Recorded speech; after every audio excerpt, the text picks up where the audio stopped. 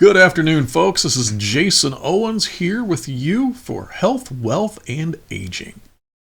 Now, as I said in our intro video, we're going to be talking about things like Medicare, things like retirement funds, general fitness, etc. But as we get older, Medicare, for most of us, is going to be our primary insurance. At least once you hit 65 or have been on disability for 2 years. That's when you become eligible for Medicare. Now, what we find is that Medicare is divided into two parts. You have Part A, which covers the hospitals. So pretty much anything that happens inside the hospital is generally going to be Part A. Part B is the doctors. Now, there's other things, for instance, that Part A covers, such as skilled nursing, hospice, etc. Part B, in turn, covers such things as drugs that are administered in a doctor's office. Think of things like chemo, certain shots, like your vitamin B12 shots, etc.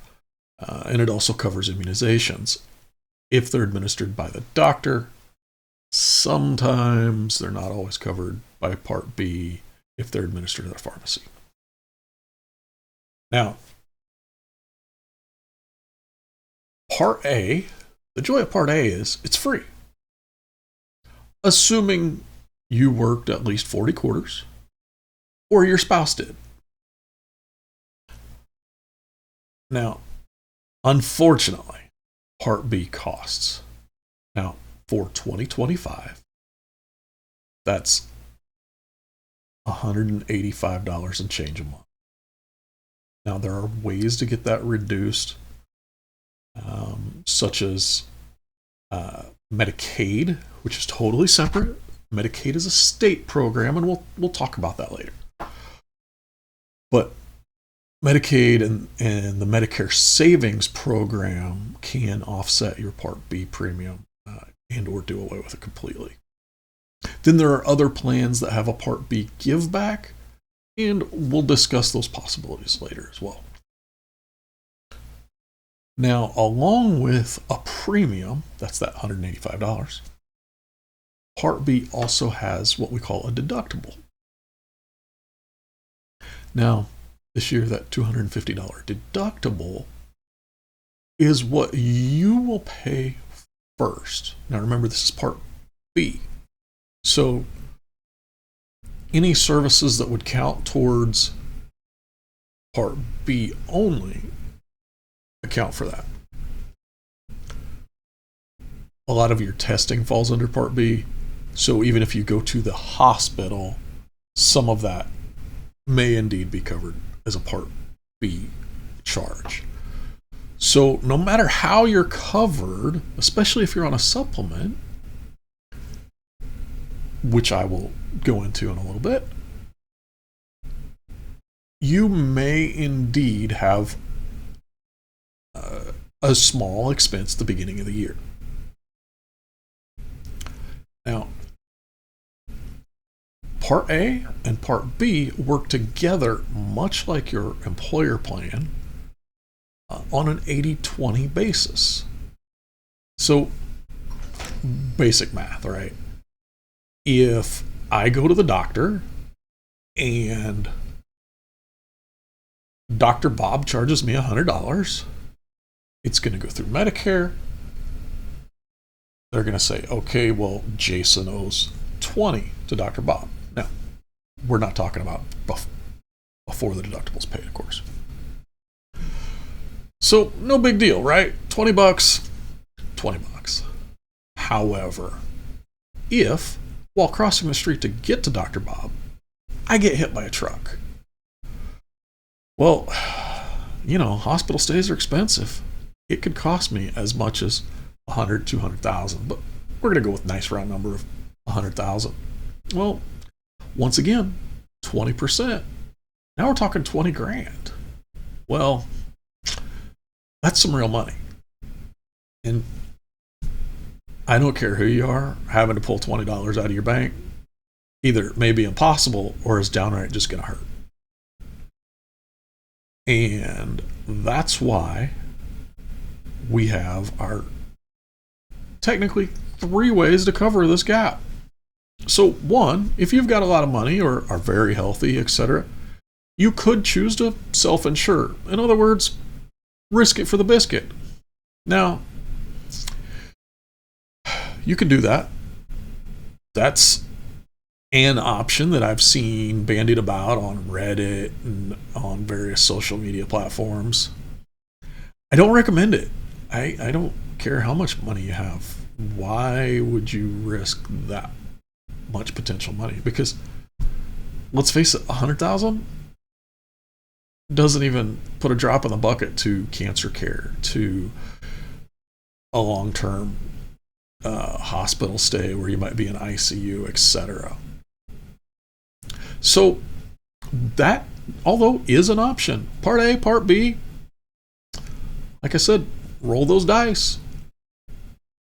But for most of us, that's not a viable option. And so we have 2 valid options to cover our hospital and doctor expenses to pair up with Medicare. So the first, I mentioned earlier, is a supplement. Now, for those of you that are that were born after 1952, then you do have the option of a Plan F. Now, a Plan F, you remember that deductible thing I was telling you about Part B? Forget about it. That goes away.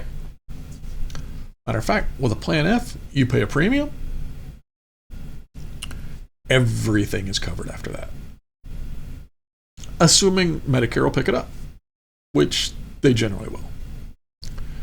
Now, most of my listeners probably won't be that old, and even for those that are, sometimes that Plan F doesn't make as much sense as the next most common, or actually the most common plan that we use, which is a Medicare Plan G. Now, each of these plan with a letter, they are defined by the federal government. You have various companies who administer the plan, and they determine who can join their plan and who can't.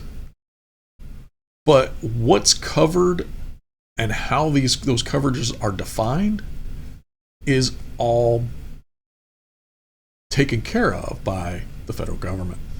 So I don't care whether it's United Healthcare, they're in the news, right? Or Humana, or Old Surety, or Billy Bob's Homeboy Plan G. If it has Plan A through N in the name, it has to follow the guidelines of the federal government for that plan. Other than some small add-ons that some companies add, which honestly they're counting on you not using, there is no real difference in coverage. Actually, there is no difference in coverage other than those small add-ons. Some might throw in a gym membership. Some might throw in some other things. But at the end of the day, if you're making your decision based on a gym membership or not, there's other more important factors. But back to Plan G, the only difference between a Plan F, once again we said no deductible and then covers everything. A Plan G, guess what? You've got to pay the deductible. Oh man. Okay, $250. I go get my annual blood work. I'm probably forking over $250. And then I'm done. Everything else is paid for. If it's medically necessary, if it's something that by definition is covered by Medicare, I'm covered. No fuss, no muss, no worries. Sounds pretty good, right? And honestly, that's what I tend to recommend for my clients. But we have some other options as well. The only other one I generally tend to recommend is what we call a Plan N. Now, a Plan N is very similar to a mix between a Plan G and what you were probably used to from work. So you have two deductibles. You have your deductible, and then you have two co-pays, rather, that you might have to deal with. So the first is when you go to see a doc. All right, you got to pay $20. Oh, okay, $20 to see my doctor. Pretty good savings. Now, the other one is a $50 ER visit copay.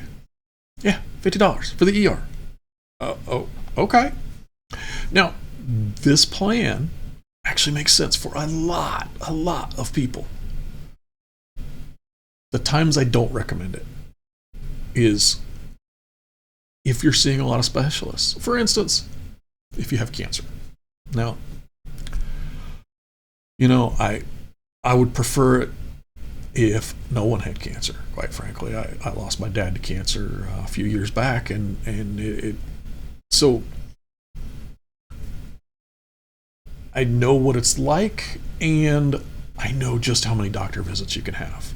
And in general, you tend to save about $30 a month in the state of Kansas, where I'm located. And from what I've seen in Oklahoma, it's about the same. And it's pretty close to that in Missouri as well. So if you think about it, you would have to see the doctor twice a month for a Plan N not to make sense. Or go to the ER once a month for not to come ahead financially on a Plan N. However, sometimes it's not about the finances. Sometimes it's just about not getting a stinking bill. Fair enough. I don't like those stupid bills either. So those are the three main options. And like I said, for most of you, you're really going to have the two when it comes to a Medicare supplement. Now, when looking at a Medicare supplement, you want to look at how long they've been in business. What are their rates like? I mean, let's face it, money is a factor, right? We're talking about health and wealth. And then just overall stability in the market. Now, I've got my favorites. They're my favorites for a reason. And they actually have, surprisingly, nothing to do with how much they pay. Now, you're probably going, well, I heard insurance agents make all this money. Well, I'm going to tell you, they all pay me about the same. It's all a flat rate percentage based on my contract. Now, funnily enough, the one that I prefer the most actually tends to be the one that pays the less bonus. Why? Because they're the least hassle. They are a small company. They've been in business. They're out of Oklahoma. They've been in business for almost 100 years. They're a Christian-based company. And when I call, I talk to the same person every time for that particular type of issue. So when I call the billing department, I talk to one person. When I talk to underwriting, I talk to another person, but it's the same one for when I call that department every time. No confusion. And to me, that's as important as anything else. But the way they rate their business actually makes them as competitive, if not more competitive, in the pricing sphere than any others too. Now, I know by now you're going, well, wait a minute. He said there was 2 ways to cover your hospital and doctor expenses as we get older. And you've probably already guessed it. We're talking about the TV plan, right? The one Joe Namath and JJ and all these other people are talking about on TV. Now, there is some truth to what they talk about on TV. I mean, there has to be. CMS, the Center for Medicare Services, has regulations on what we can and can't say when it comes to advertising. But the truth is, the truth in those advertisements comes down to the fact that they say, based on your zip code. Because those vary state to state, county to county, and sometimes it feels like day to day. Now, there are some advantages to those plans. For instance, most of them have a 0 premium. What's that mean? Nothing comes out of your bank month to month if you don't use them. Sounds good, right? Okay. And I'm not totally down on a Medicare Advantage plan. Matter of fact, for some people, they are the right answer. Now, it costs, for most of them on average, 0 to see your primary care physician. But after that, we have copays. We're no longer dealing also with the 20%. We're dealing with whatever those copays might be. Now, I mentioned the 3 states that I'm in. Now, certain states have much better Advantage plans than what I've got available. Certain states have much worse. So when I talk about copays, the most egregious copay that I have seen is in network. You've got up to about $350 a day on hospitalizations for the first 5 to 7 days, depending. Some of them are much less. And you're going, oh, wow, that's, I don't know, bar napkin math, 4 times 7. It's about $2,200 right there in one hospital stay. Okay. However, we go back to that, I got hit by a truck on my way to the doctor's office, $2,200 versus $100,000. I like that trade. And they also have a maximum out of pocket. So that is usually around $4,000 in network in my area. And they also, because I don't deal with HMOs, and I'll talk about that, they also have an out of network or a combined maximum out of pocket. And that can vary and can be as much as about $10,000. Once again, still much better than a $100,000 bill. Even better than A and B working on a 20% basis. That's still 20 grand for your hospitalization due to that truck on pedestrian. So Sounds great, right? Now here's the bad part. I mentioned PPO, I mentioned HMO. Now, what do those mean? Well, quite honestly, I don't remember, nor do I really care what the acronym stands for. But what it means is your HMO, you have to stay in network with that set of doctors, that set of clinics, that set of hospitals, in order for them to pay a dime. If you're out of network, sure hate it for you. Now, a PPO has their own network, and then they pay for procedures, visits, etc., to anybody, but at a lower rate. Now, that's pretty good. Except now some hospitals are starting to say, you know what, we're not even going to bill your PPO. So if you decide to go with an Advantage plan, if that's something you are considering, great. Sit down with a professional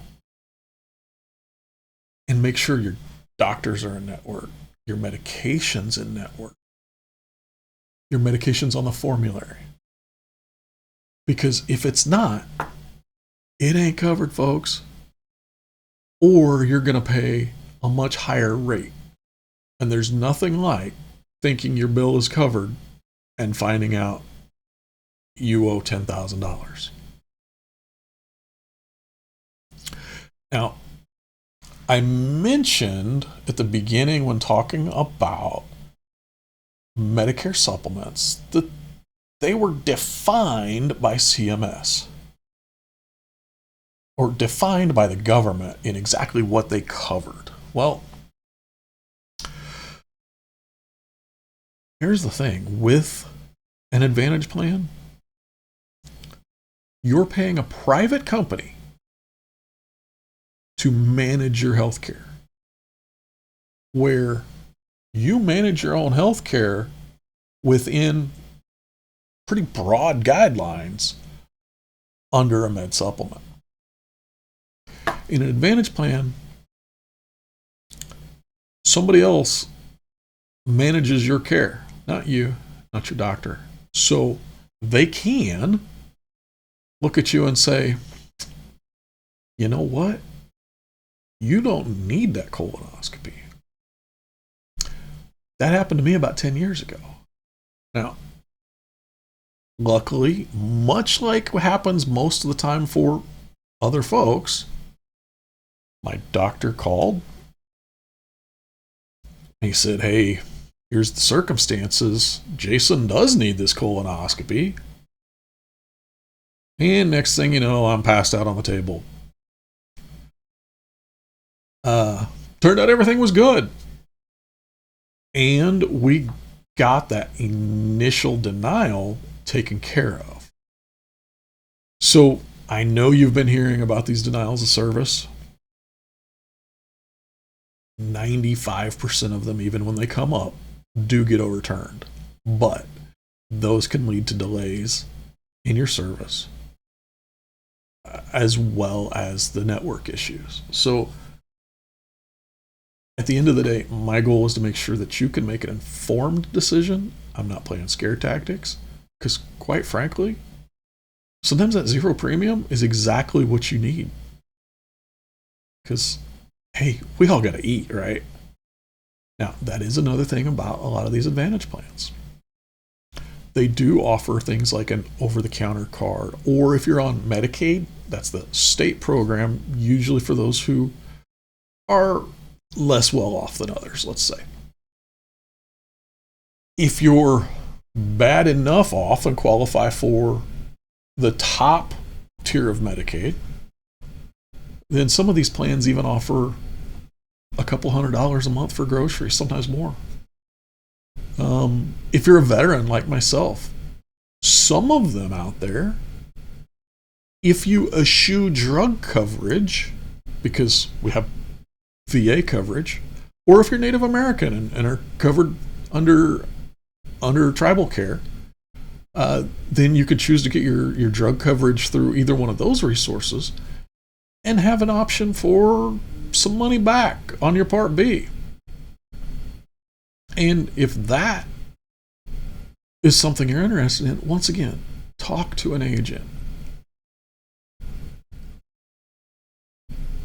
Most of us, at least those of us that work what I like to call belly to belly, because, well, one, I kind of have a big belly, and two, that face-to-face communication is key.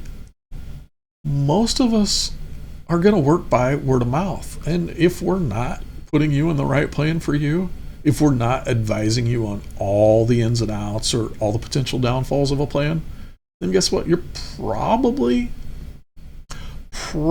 not going to recommend me to somebody else, right? And that's the last thing we want. And honestly, the last thing I want is to lose sleep because I didn't do right by a client. So those are your 3 options. And then there are some other benefits that you might want to add on. Of course, things like vision, dental. If you need hearing aids, there are some plans that will help offset the cost of those hearing aids. And then there's other options, and we'll talk about these down the line. But long-term care, hey, it's a fact. As we get older, our bodies start to decline. Sometimes, unfortunately, so do our minds. And so these are all things that you need to keep in mind as you go through this time. Hopefully, we'll be able to ease your choices. And, you know, at the end of the day, we want to customize your plan for you. So drop me a line, hit that like and subscribe. And at the end of the day, I want each and every one of you to age well. Not just in your health, but in your well-being and just well.